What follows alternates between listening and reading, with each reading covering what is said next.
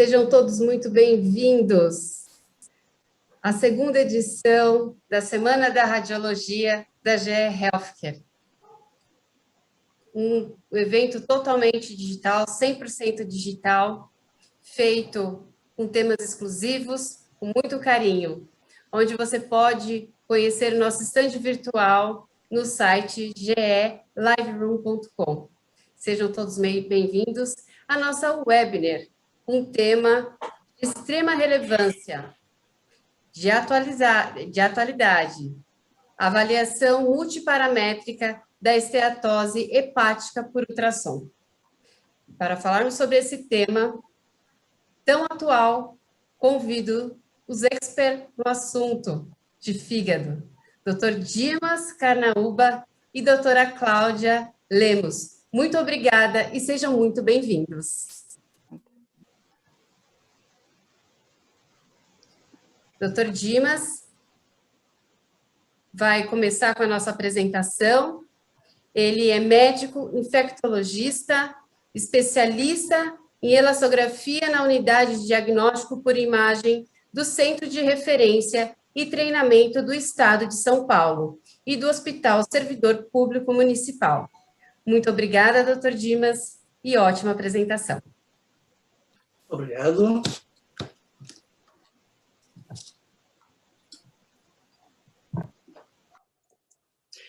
Então, boa noite a todos. E, inicialmente, eu gostaria de agradecer à GE pela oportunidade de falar sobre a esteatose, uma doença de alta prevalência em nosso meio, pluricausal e com diferentes manifestações clínicas, e também atualizar sobre os métodos não invasivos no diagnóstico desta doença e introduzir sobre a prática multiparamétrica de avaliação pelo ultrassom.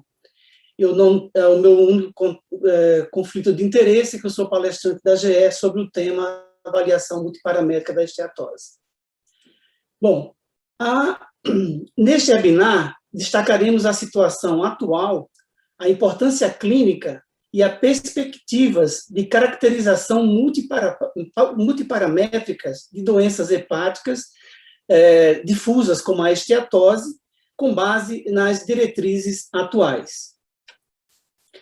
A doença hepática gordurosa não alcoólica afeta cerca de 1/4 da população adulta mundial. Representa um grande problema sanitário e econômico global e ainda tem, infelizmente, não temos nenhuma farmacoterapia aprovada para essa patologia. A alta prevalência desta doença ela tem sido alimentada pelo rápido aumento dos níveis de comportamento sedentário, baixos níveis de atividade física, consumo excessivo de calorias em relação aos gastos em dietas nutricionalmente desequilibradas e insalubres. Paralelo a isso, a prevalência da saúde metabólica pobre em adultos em países afluentes é muito alta, mesmo em indivíduo com peso normal. Hoje nós conhecemos uma situação em que o indivíduo magro, ele é chamado do Slim Nash, ele tem esteatose. Obviamente, de algumas características, de algumas populações e com características genéticas.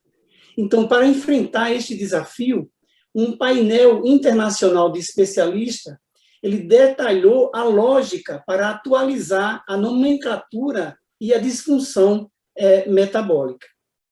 Então, aqui nós temos a prevalência mundial da doença. Veja que em torno de 30% dos adultos das Américas teriam a presença da esteatose. Então, só para mostrar aqui a prevalência da doença hepática no mundo, nós temos aí o percentual em várias regiões, e na nossa região das Américas, em torno de 30,45%. Né? E nessa prevalência mundial, nós teríamos, então, que a esteatose pura, que é o chamado fígado gorduroso, com inflamação mínima ou sem nenhuma inflamação, em que você não tem o achado histológico do baloneamento hepático, isso está em torno de 25% na população mundial. Já a esteatohepatite, ou seja, o processo inflamatório em que nós temos o fígado gorduroso com inflamação significativa e a presença do balonamento do hepatócito, estaria em torno de 3 a 5%. Já a evolução para os casos mais graves, em que você teria a cirrose ou carcinoma hepatocelular, seria em torno de 1 a 2%. Bom, com isso, juntou-se alguns especialistas nesse contexto de um alto risco e prevalência, a falta de uma nomenclatura clara para doenças hepáticas que não fossem devidas ao transtorno do uso do álcool. Então, junto com essa ausência de critérios clínicos definidos para o diagnóstico dessa doença, o termo atualmente aceito seria doença hepática gordurosa associada à disfunção metabólica. Então, esse foi o termo proposto, que seria mais apropriado para descrever a doença hepática associada à disfunção metabólica conhecida. Bom, e aqui nós teríamos, então, as lâminas histológicas da esteatose hepática simples, já com processo inflamatório, e a doença hepática gordurosa já estabelecida. O aspecto da doença hepática, o espectro dessa doença hepática, ela já é bem conhecida, né? Nós teríamos, então, fases em que ela ainda é reversível e fases em que ela seria irreversível. Nas primeiras fases em que eu tenho a esteatose, o acúmulo de gordura no fígado, e o processo inflamatório, que seriam as duas primeiras fases, são fases que você teria como intervir e reverter essa situação. Mas, quando já se transforma em um quadro de cirrose, ou, obviamente, no caso do carcinoma hepatocelular, essas seriam fases irreversíveis, né?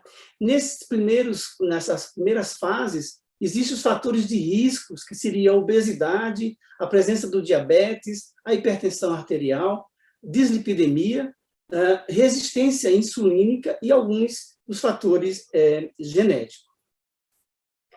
Então, nesse cenário, nós teríamos, então, os critérios propostos para o diagnóstico da doença hepática gordurosa associada à disfunção metabólica.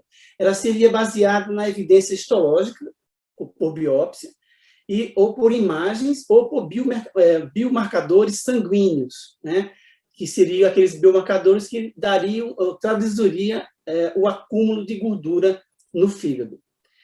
Além disso, teria pelo menos 3 critérios a seguir: o excesso de peso ou a obesidade, então o sobrepeso ou a obesidade, a presença do diabetes e a evidência da desregulação metabólica. Isso traduz, nesse diapositivo aqui, na questão do aumento do plasmático do triglicérides, no aumento plasmático do colesterol, naquela situação em que você tem aumento da resistência insulínica, com aumento da glicemia de jejum, né? E, obviamente, naqueles exames, naquelas situações em que você tem o ROMA, que é um score para avaliação do risco de diabetes, acima de 2,5. Então, com isso, a gente teria então, essa definição, que é a situação mais recente, e para você não abordar agora como o MALFD, que seria a sigla para definir hoje a doença hepática gordurosa associada à disfunção metabólica.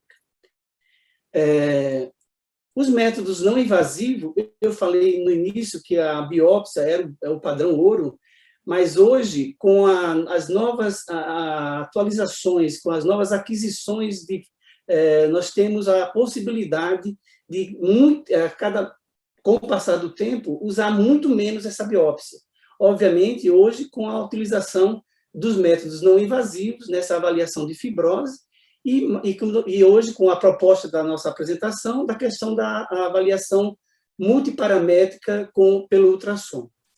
Em relação a esses métodos não invasivos, não vou abordar, mas só para deixar claro que existem os métodos laboratoriais clínicos laboratoriais, os que são gratuitos, os que são patenteados, e os métodos de imagem, da elastografia transitória, do ultrassom multiparamétrico, da ressonância nuclear magnética, e isso a gente tem, que nós vamos abordar um pouco, então, a questão do ultrassom multiparamétrico.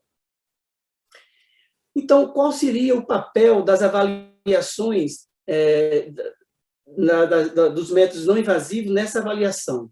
Seria, então, o risco de identificar a doença metabólica, a doença hepática metabólica, em indivíduos com risco aumentado na atenção primária, identificar aqueles com pior prognósticos nos cuidados secundários e terciários, principalmente naquelas situações em que você tem processo inflamatório ativo, monitorar a progressão da doença e predizer a resposta na questão das intervenções terapêuticas. Obviamente, atingir esses objetivos pode reduzir a necessidade da biópsia hepática.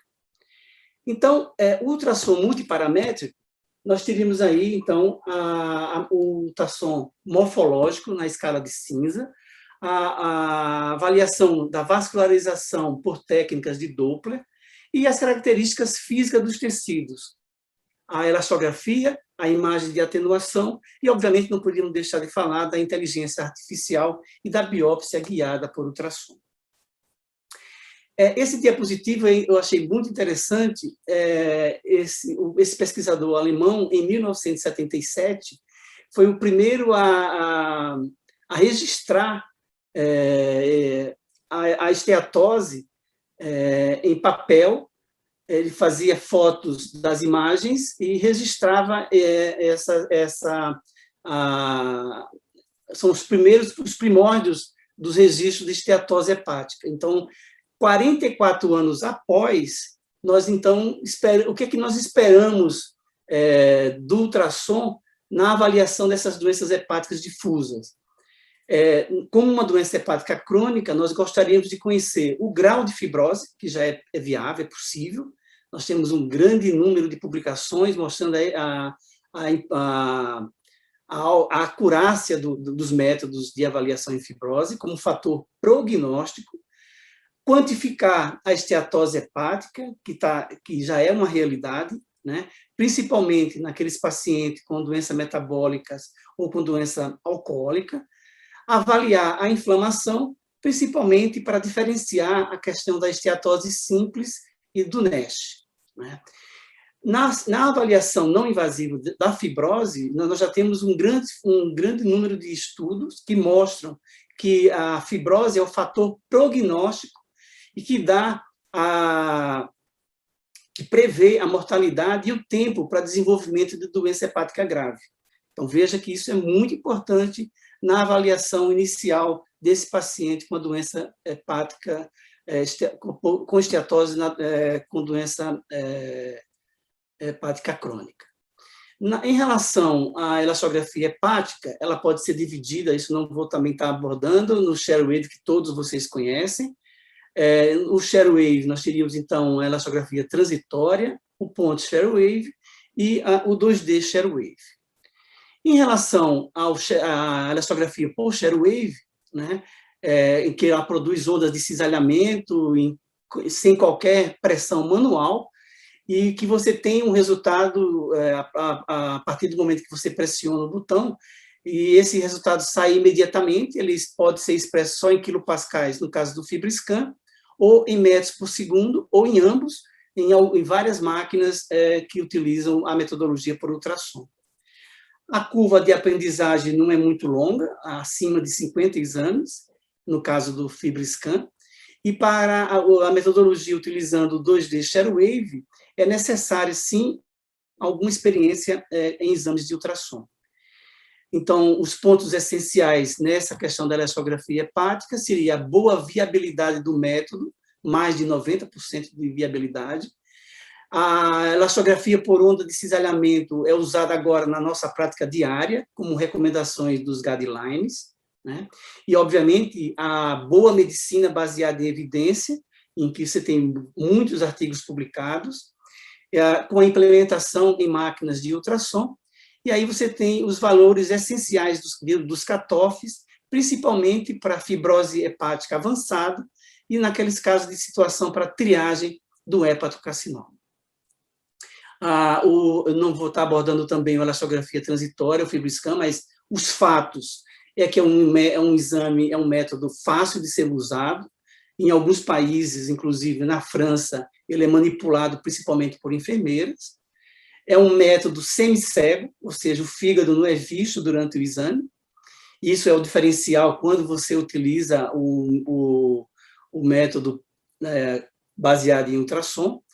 No FibroScan, nós temos duas sondas diferentes, que é a EM e a XL, ou sondas pediátricas para diferentes populações, diferentes pacientes, e elas devem ser calibradas periodicamente, e existe um custo muito elevado nessa calibração.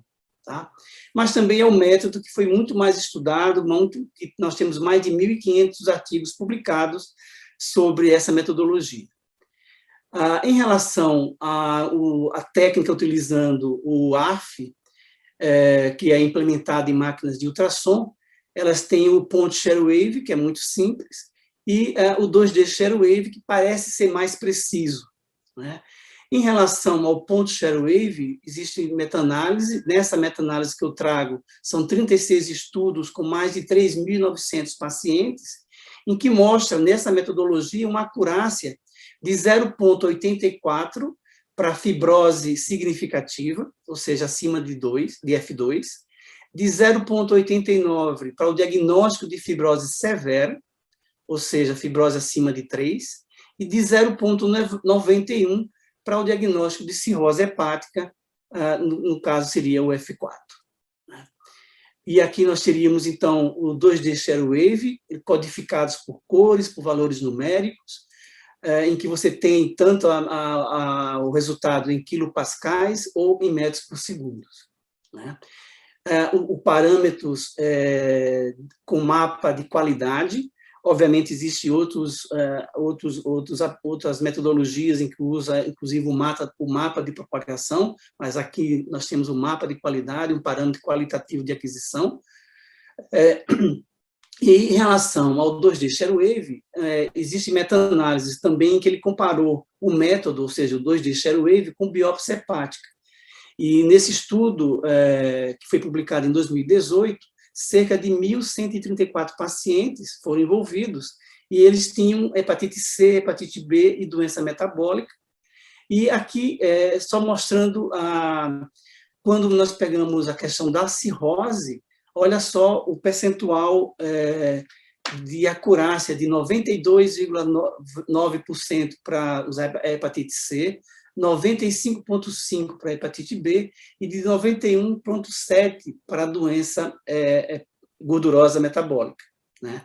Então, em conclusão, o 2D share wave, ele varia de bom a excelente na questão do desempenho no estadiamento não invasivo da fibrose hepática. Nós teríamos máquinas em que nós temos também o point e o 2D share wave na mesma máquina. Então, com o tempo, as máquinas e os equipamentos foram se aperfeiçoando e nos dando muito mais informações. Mas o que há de mais recente na elastografia hepática? A questão da quantificação da esteatose em tempo real, né, com máquinas de ultrassom, e não apenas só com o CAP, que seria o CAP do FibroScan, que seria a questão da imagem de atenuação. E a avaliação da viscosidade, que é ainda um software que estão em desenvolvimento, em que avalia a propriedade viscoelástica para, então, avaliar e correlacionar com a inflamação do fígado. Em relação ao CAP, nesse estudo, ele comparou o CAP com a biópsia hepática, só mostrando que a acurácia variou de 0,82 a 0,86. Né? E aqui embaixo nós temos os cutoffs nesse estudo que foram definidos, mas os cutoffs que nós utilizamos hoje seria esses cutoffs que são apresentados aqui no estudo de 2019, que varia da esteatose leve à esteatose moderada e severa, e esses são os valores que são aceitos que são propostos pelo CAP. Em relação àquela diferenciação, se esses valores, esses cutoffs utilizados são os mesmos para a sonda M e para a sonda XL, isso é uma preocupação, e foi realizado um estudo nos 180 pacientes, e comparando com a biópsia hepática, e mostrou que o cutoff do CAP ele pode ser usado tanto para a sonda M quanto para a sonda XL, né, no mesmo grau de diagnóstico da esteatose hepática. Aqui, uma meta-análise em que foram 11 coortes de pacientes e que mostrou uma acurácia de 0,85 para a esteatose grau 1, de 0,88 para a esteatose grau 2 e de 0,87 para a esteatose grau 3. Eu estou chamando a atenção nessas meta-análises de acurácia do método, porque um pouquinho mais para frente nós vamos comparar com a acurácia da avaliação de gordura por ultrassom, que vai mostrar que ele é um pouco mais superior, né? Então, mas o que é de mais recente, né, que seria essa quantificação da esteatose no sistema de ultrassom? E por que esse método é benéfico? Obviamente, a realização do ultrassom padrão no modo B, quando se detecta o fígado com característica de acúmulo de gordura, nós podemos fazer uma avaliação objetiva, numérica, né, pode ser realizado imediatamente. E, obviamente, esse método vai ser muito útil no acompanhamento, em que você pode usar os valores de referência da esteatose. Então, esse é uma tabela, uma publicação da doutora Giovanna Ferraioli, em 2019, mostrando as várias técnicas que utilizam esse ultrassom quantitativo, e nós destacamos aqui o GAP da GE, em que se tem o que mais chama atenção é a sensibilidade e especificidade para todos os níveis de esteatose, por essa metodologia, ultrapassando no grau 2 e 3 uma sensibilidade de 84,4 com a especificidade de 90%. Né? Então, são métodos que a gente precisa estar muito atento, estar sempre se atualizando na questão da quantificação da esteatose. Obviamente, a doutora Cláudia irá abordar com mais detalhes, eu estou só introduzindo o tema. Né? Então, nessa questão da tecnologia do GAP na quantificação da gordura, nós encontramos nesse estudo, com 163 pacientes, eles foram submetidos simultaneamente a essa avaliação de atenuação, ao CAP do FibroScan e a biópsia hepática no mesmo dia. E aí nós temos uma acurácia para a identificação do grau 1, 2 e 3 de 0,90 para grau 1, de 0,95 para grau 2 e de 0,95 também para grau 3, mostrando que existe uma resposta, uma melhora significativa dos resultados obtidos, melhor que os resultados obtidos com o CAP. Né? Então, isso deixa a gente, obviamente, a questão também de você poder, já que o FibroScan é semicego, com o ultrassom você consegue determinar a área que você quer estudar. Né? Então, já estou finalizando, mas mostrar aqui, então, a questão do ultrassom multiparamétrico, em que você tem o mapa de elasticidade, mais o modo B, né, com o Doppler colorido, o mapa de qualidade e o mapa de atenuação, né, tornando isso um exame extremamente completo, que para a gente que também atende o paciente, é muito importante todas essas informações. Em relação à propriedade de viscoelasticidade do fígado, só vou pontuar, são dois slides, né? Essa propriedade ela está correlacionada com a inflamação, né? Ela, em algumas categorias hepáticas, ela principalmente com a doença metabólica, ela é essencial para determinar se a inflamação está presente, se existe a questão da diferenciação da esteatose simples ou da presença de processo inflamatório, né? E, obviamente, alguns novos sistemas de ultrassom têm usado esse módulo na avaliação dessa propriedade. É um estudo com 120 pacientes, que mostra uma acurácia global em quem englobou a combinação da dispersão, o coeficiente de atenuação e as ondas de cisalhamento, mostrou uma acurácia em torno de 0,81% para o diagnóstico de NASH. Né? Então, são passos iniciais, mas que serão muito importantes no futuro bem próximo. Bom, em conclusão, a doença metabólica está associada a várias comorbidades metabólicas, que são os fatores de risco das doenças cardiovasculares e que podem progredir para a cirrose e para o hepatocarcinoma. Então, por conseguinte, essa detecção precoce e precisa da esteatose hepática é de grande interesse, obviamente.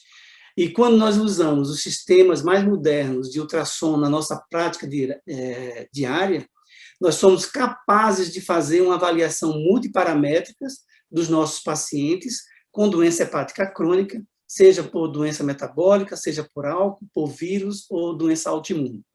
E, obviamente, a moderna caixa de ferramenta ultrassonográfica na avaliação das doenças hepáticas difusas torna os métodos não invasivos cada vez mais atraentes, tentando substituir, quando possível, a biópsia hepática. Bom, essas são as mensagens que eu gostaria de deixar. Muito obrigado. Muito obrigada, doutor Dimas. Como sempre, muitas informações atualizadas, que faz toda a diferença. Muito obrigada mesmo. As perguntas, reforçando, as perguntas podem ser feitas no Q&A, ok? E convido agora a doutora Cláudia Lemos, médica responsável de ultrassonografia no Hospital de Clínicas da Universidade Federal de Uberlândia. Seja muito bem-vinda, doutora Cláudia, muito obrigada. Ótima apresentação. Obrigada. Acho que o Dimas tem que encerrar o compartilhamento dele para eu conseguir abrir a minha. Isso. Então, vamos abrir aqui a tela primeiro, ver se está tudo certo. Compartilhar a tela.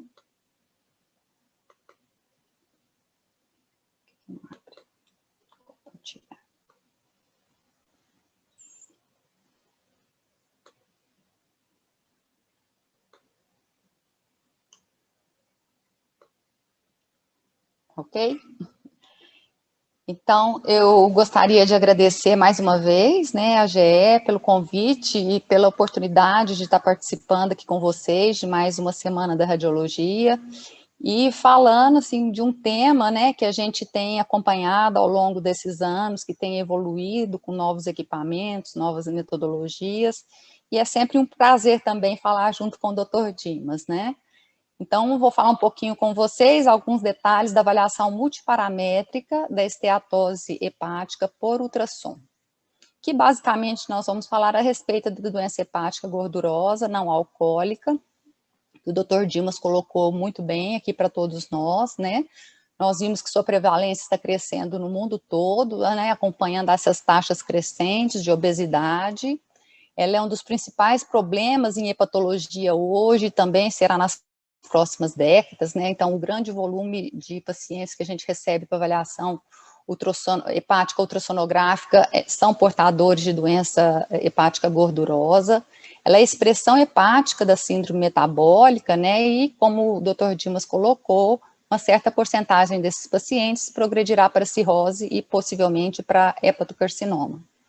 Então, quando nós recebemos esse paciente para avaliação ultrassonográfica, nós temos que questionar esse paciente em relação à sua história pessoal, né, seus antecedentes pessoais, se ele tem diabetes, se ele tem dislipidemia, né, se ele tem histórico de doenças cardiovasculares, a presença desses fatores de risco também dentro da família, quais foram os achados do seu médico, né, no exame clínico, a questão de hepatomegalia, desconforto, alguns sintomas gerais associados, e precisamos estar a par dos seus exames laboratoriais para que possamos interpretar da forma mais adequada o resultado dos nossos achados ultrassonográficos.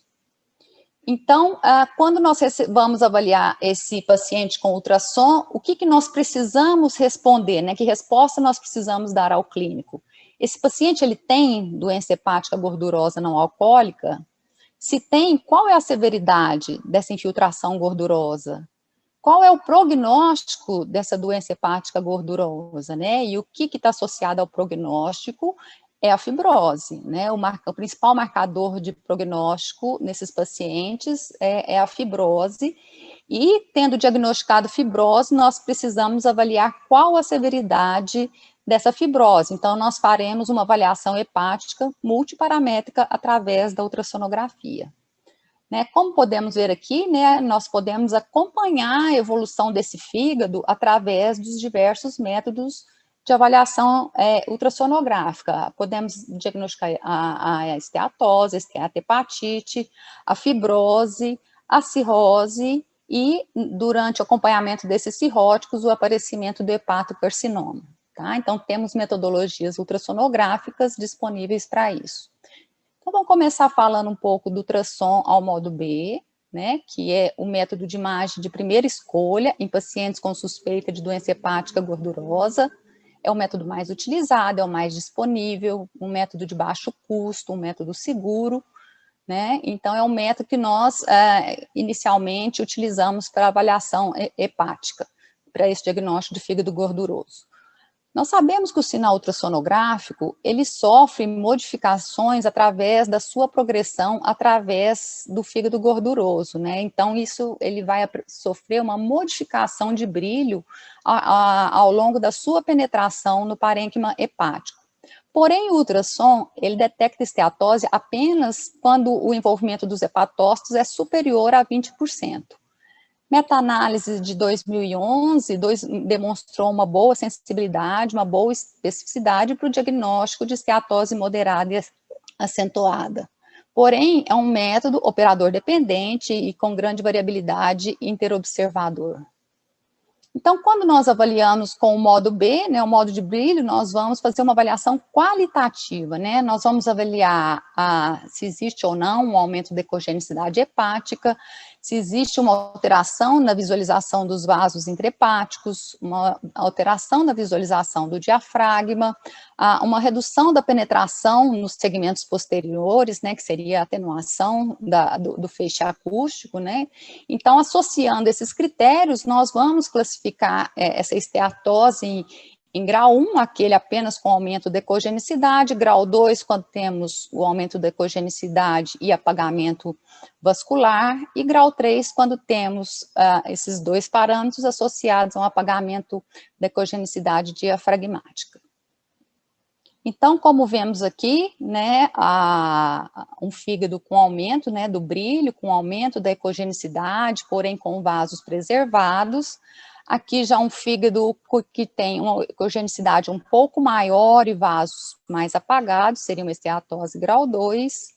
E aqui um fígado que já atenua mais, que apaga os vasos, né, apaga a linha diafragmática numa esteatose grau 3. Nós temos hoje em dia, temos que ter cuidado, pois temos transdutores, equipamentos com alta definição de imagem, então temos que utilizar critérios precisos para poder classificar adequadamente esses pacientes. Ao longo dos anos, várias publicações vêm aparecendo, tentando quantificar, né, traduzir isso em critérios quantitativos, né? Esse trabalho de 2007, ele tentou publicar um score, né, para poder fornecer informações prognósticas, né. Esse autor, ele relata que esse score, ele trouxe informações importantes em relação à esteatose, a obesidade, a síndrome metabólica nesses pacientes saudáveis sem consumo de álcool, né, utilizando esses critérios que nós fizemos a descrição.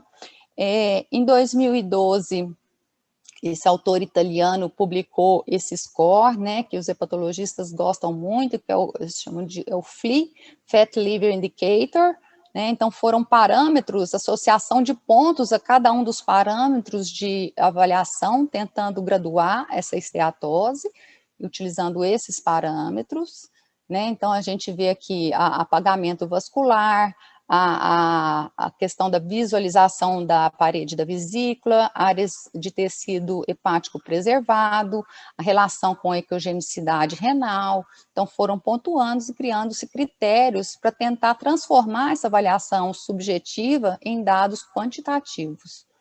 Outras publicações foram feitas tentando correlacionar, né, através, principalmente de histogramas, a relação hepatorrenal, a taxa de atenuação do parênquima, né, todos com o objetivo de quantificar e classificar de uma forma mais precisa a esteatose.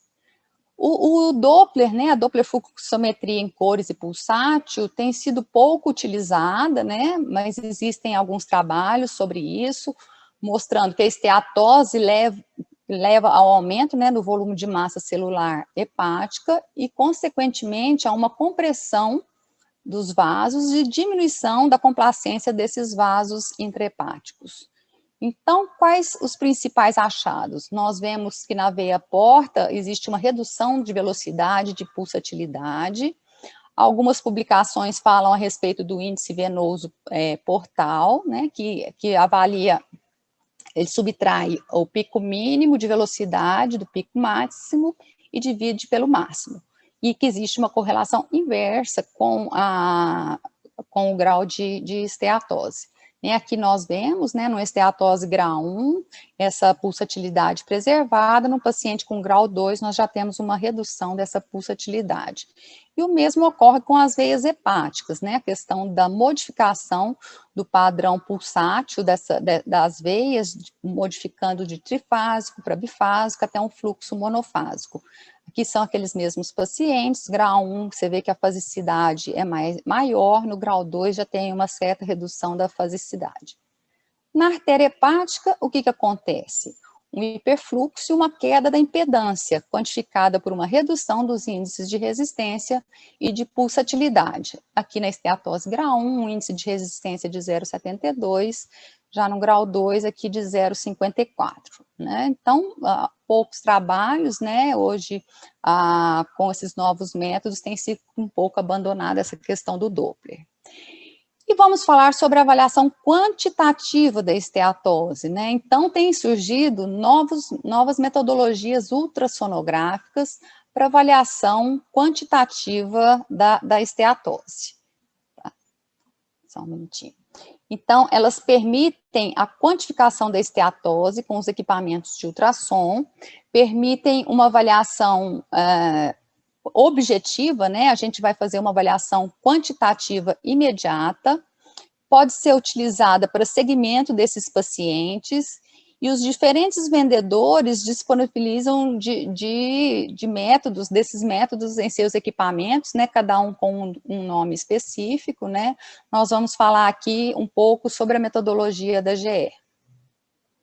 Por que, então, quantificar a esteatose, né? Como o Dr. Dimas comentou, é um parâmetro importante para o hepatologista, primeiro porque ela pode predizer o desenvolvimento de diabetes e de eventos cardiovasculares, a questão da síndrome metabólica, né? E também porque a esteatose avançada, ela pode progredir para fibrose em pacientes com doença hepática gordurosa não alcoólica.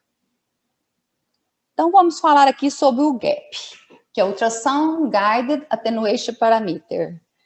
O GAP ele é um método orientado por imagem em tempo real que quantifica a atenuação da onda sonora através do tecido hepático, usando uma sonda, um transdutor, né, padrão de ultrassom, para calcular o valor, né, dessa atenuação, né, do sinal da onda através do tecido hepático, sendo um método não invasivo, rápido, preciso para quantificar a esteatose hepática. Sabemos que a atenuação, ela resulta da difusão, da dispersão e da absorção da onda sonora. Com isso, nós temos um menor retorno do sinal ao transdutor, né, o que gera um escurecimento, né, um apagamento do sinal nos planos mais profundos. Então, esse método vai quantificar essa atenuação da onda sonora através do tecido hepático. E é um exame realizado em tempo real. né? Aqui nós podemos ver que no tecido hepático normal, essa queda de sinal, ela é compensada pela curva de TGC, mantendo uma amplitude mais estável ao longo de toda a imagem. Já no tecido adiposo, essa infiltração adiposa das células hepáticas, ela vai provocar uma queda mais intensa desse sinal, a qual a curva de TGC não vai conseguir compensar, né? Com isso, nós temos essa queda de sinal nos planos mais profundos, e essa leitura vai ser feita pelo nosso equipamento. Como realizar o GAP? Né? O GAP é feito praticamente da mesma forma que a elastografia hepática. Então, nós precisamos de um paciente em jejum, né, que esteja deitado em decúbito dorsal, com o braço direito elevado em máxima abdução. Nós vamos posicionar o transdutor no espaço intercostal ao longo da linha axilar média. Vamos selecionar os segmentos 5 ou 6, né, mais inferiores, que têm os vasos menos calibrosos. Vamos posicionar o ROI numa área de tecido hepático mais homogêneo, tentando evitar esses vasos calibrosos. Esse ROI vai ser fixado em um tamanho e posicionado em uma determinada profundidade, e depois ele pode ser movido em sentido lateral para fazer novas aquisições. Devemos evitar sombra de costela, sombra do diafragma.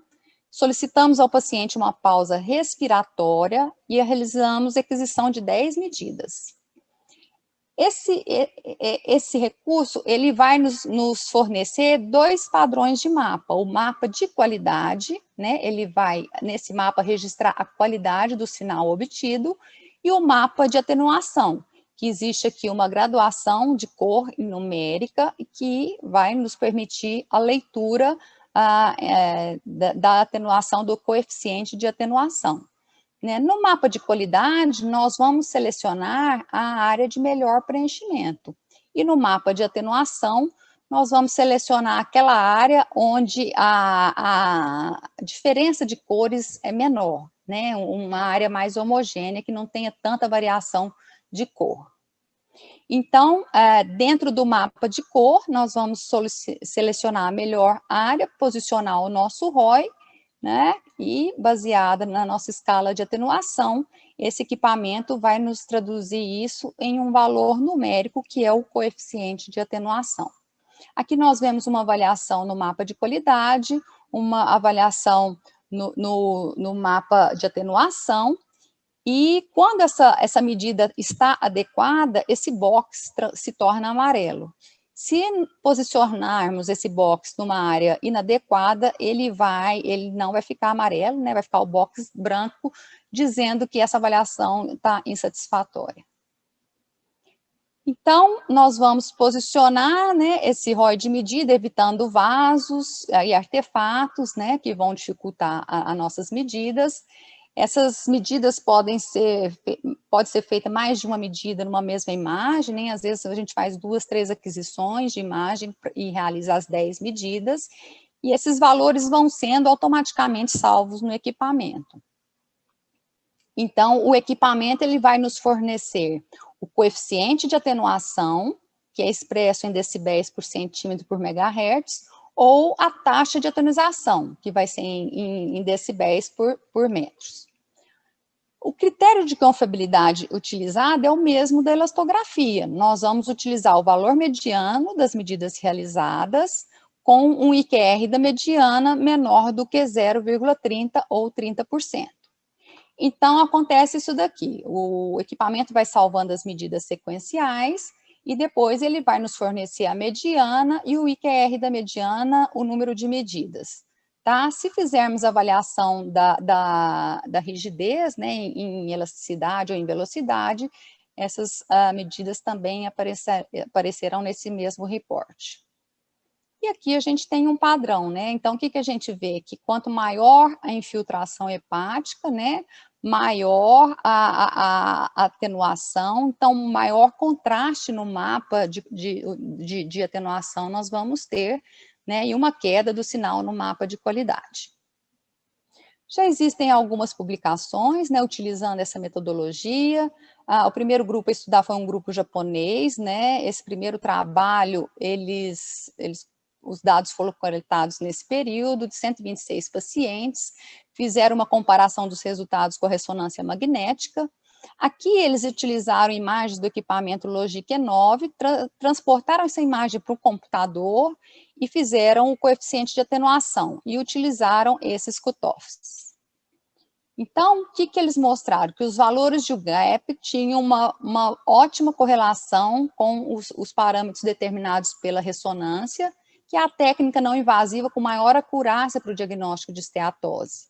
Ele apresentou uma boa acurácia diagnóstica para cada grau de esteatose, e mesmo em pacientes obesos e pacientes com esteatose leve ou sem esteatose, né? Então, nós vemos aqui que as curvas de acurácia foram bastante satisfatórias. Esse segundo trabalho, também pelos mesmos autores japoneses, fizeram uma comparação com o CAP, com a biópsia, o trabalho que o Dimas apresentou para vocês, né? Ele mostrou uma alta acurácia do GAP, uma alta acurácia diagnóstica para detectar esteatose em pacientes com doença hepática crônica, e comparou esses resultados com o CAP. E o CAP, teve uma diferença estatisticamente significativa para esteatose moderada e acentuada, ou seja, o GAP foi superior nesse grupo de pacientes. Uma publicação mais recente, de 2021, do grupo da Romênia, né, já utilizando agora o equipamento, o Logiq E10, avaliou 179 pacientes, compararam seus resultados com o CAP e utilizaram esses valores de cutoff, né? E aqui também, né, a acurácia foi bastante alta, né, de 0,83 para esteatose leve, 0,90 para esteatose moderada e 0,91 para esteatose severa, sugerindo que é um bom método para quantificação da esteatose e que esse método tem uma forte correlação com o CAP, né? E sugerem que novos estudos são necessários para a confirmação dos cutoffs e para validar esses resultados.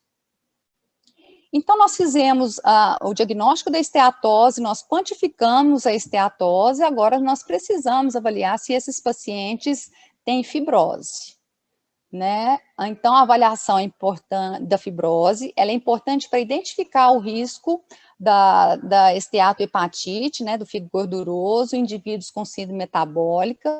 Ela vai identificar aqueles pacientes que apresentam pior prognóstico, vai monitorizar a progressão da doença e predizer a resposta ao tratamento. Então, a fibrose é o fator prognóstico mais importante da doença hepática gordurosa. O estágio de fibrose hepática, ele é importante para determinar o prognóstico, a vigilância e a prioridade de tratamento, né? E também para determinar o potencial de reversibilidade da doença, como foi bem colocado pelo Dr. Dimas. Sabemos que pacientes com estágios de fibrose mais avançados, eles apresentam maiores riscos para complicações clínicas. Então, o principal objetivo da avaliação da fibrose será excluir a fibrose avançada e selecionar quais os pacientes necessitarão de avaliação posterior. Então, a elastografia é o método de escolha para detectar e quantificar a fibrose em pacientes com doenças hepáticas crônicas, né? Nós vamos falar aqui sobre elastografia por Sherwave, né? As diversas metodologias que já são conhecidas por todo mundo. Sabemos que a elastografia por ultrassom apresenta grandes vantagens em relação à elastografia transitória, né? Ela está presente em aparelhos de ultrassom convencionais, ela permite uma visualização direta, as medidas de rigidez são guiadas pela imagem, né, em modo B, o operador vai poder procurar uma boa janela acústica em tempo real para realizar as melhores medidas possíveis, e também o aparelho tem outras utilidades além da avaliação elastográfica. Então, a gente vem acompanhando a evolução da metodologia, né, e hoje a gente se baseia principalmente nessa última publicação, né, nesse update que foi publicado pela Sociedade de Radiologistas em Ultrassom, né, um consenso, foi publicado em maio do ano passado.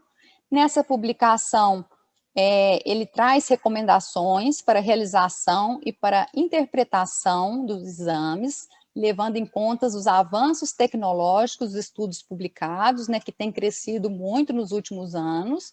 Então, foram feitas novas avaliações, principalmente se posicionando em relação da necessidade dos critérios de qualidade, né, das aquisições das imagens elastográficas. Ele coloca isso para cada um dos equipamentos.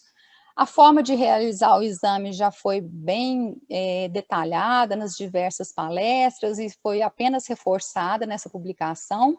A única diferença que ele coloca é que para point shear wave devemos realizar 10 medidas e para shear wave bidimensional 5 medidas. E os critérios de qualidade são os mesmos. O IQR da mediana é menor que 30% para elasticidade e menor que 15% para velocidade.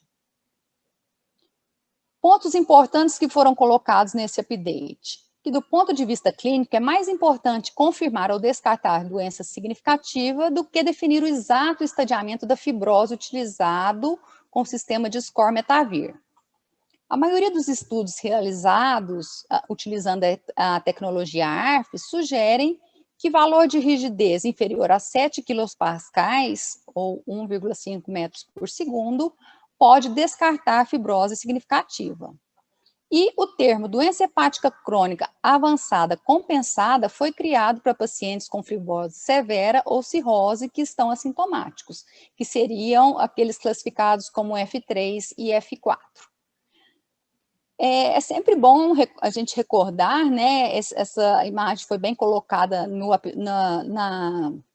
no consenso dessa sociedade de 2015, né, que existe uma grande sobreposição dos estágios de fibrose, né, nos diversos pacientes. Ela não é uma coisa estática, fixa, existe uma sobreposição que foi muito bem colocada nesse gráfico, né. Então, com essa avaliação, nós definimos bem quem é normal, definimos bem os pacientes cirróticos, porém existe uma grande sobreposição nos valores intermediários, né? Então, ele vai apenas nos permitir saber se esse paciente tem alguma alteração, se ele necessita ou não um segmento mais de perto. Isso na publicação de 2015. Nesse update, ele coloca que essa sobreposição dos valores de rigidez entre os scores é ampla, se não maior do que a diferença entre os cutoffs que vinha sendo utilizado por cada um dos vendedores, né? A gente tinha tabelas separadas para cada vendedor. Os valores de cortes separados não são necessários, e o que é importante é detectar a doença hepática crônica compensada, utilizando hoje em dia a regra dos 4, que foi baseada na regra dos 5, utilizada no consenso de Baveno de 2005. Essa regra dos 5 foi utilizada para elastografia transitória. Então, na regra dos 4, nós temos que abaixo de 5 kPa, alta possibilidade de estar normal, abaixo de 9, descarta doença hepática crônica compensada, avançada compensada, acima de 13, ele inclui, né, ele define esse diagnóstico, e acima de 17, esses pacientes provavelmente têm hipertensão portal clinicamente significativa, o que ele colocou muito bem aqui nesse gráfico. Então, ele coloca que para esses pacientes abaixo de 9, descarta a doença hepática crônica avançada compensada, porém, se existem sinais clínicos conhecidos, outros testes confirmatórios serão necessários, né? Entre 9 e 13, sugere doença hepática crônica avançada compensada, porém, outros testes de confirmação são necessários. Um ponto importante para nós que trabalhamos com doença hepática gordurosa é que os valores de corte para doença hepática crônica avançada compensada podem ser menores, sendo recomendado acompanhamento ou testes adicionais naqueles pacientes com valores entre 7 e 9. Temos algumas publicações, né, essa aqui de 2016, comparando os resultados Supersonic, Fibroscan e ARF com biópsia hepática, todos apresentando uma alta acurácia, sendo a Supersonic superior, que é a Shear Wave Imaging, né, superior à acurácia dos demais métodos. Esse trabalho que foi apresentado agora também em 2020 também coloca uma alta acurácia, né? A gente vê aqui as curvas para cada grau de fibrose com alta acurácia. E aqui alguns exemplos, né? Então, achamos um fígado gorduroso, vamos avaliar, né, se é o grau de esteatose e fazer a avaliação da fibrose. Aqui temos uma esteatose grau 1 com uma fibrose normal, aqui uma esteatose grau 2, mais avançada, também com elasticidade normal, né?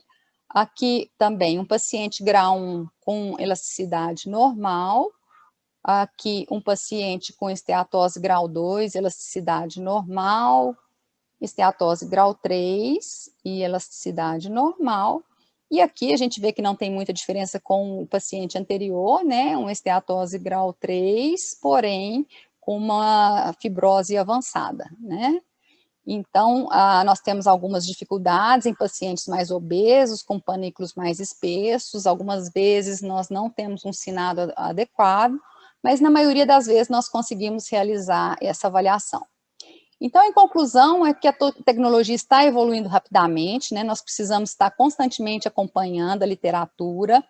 Para a obtenção de medidas precisas é necessário seguir protocolos rigorosos e tanto fatores relacionados ao paciente quanto relacionados à técnica de exame podem afetar os nossos resultados. Então, o uso da avaliação multiparamétrica por ultrassom, né, das doenças hepáticas, a busca evitar procedimentos invasivos desnecessários, permitir uma terapêutica precoce e melhorar a sobrevida desses pacientes. Isso que eu tinha para colocar, muito obrigada. Muito obrigada, doutora Cláudia. Que aula, parabéns. Muito obrigada mesmo, foi excelente. E eu gostaria de agradecer a todos e convidar que vocês continuem conosco na Semana da Radiologia até o dia 10/7, quinta-feira. Essa apresentação estará disponível na nossa plataforma geliveroom.com. Muito obrigada, boa noite.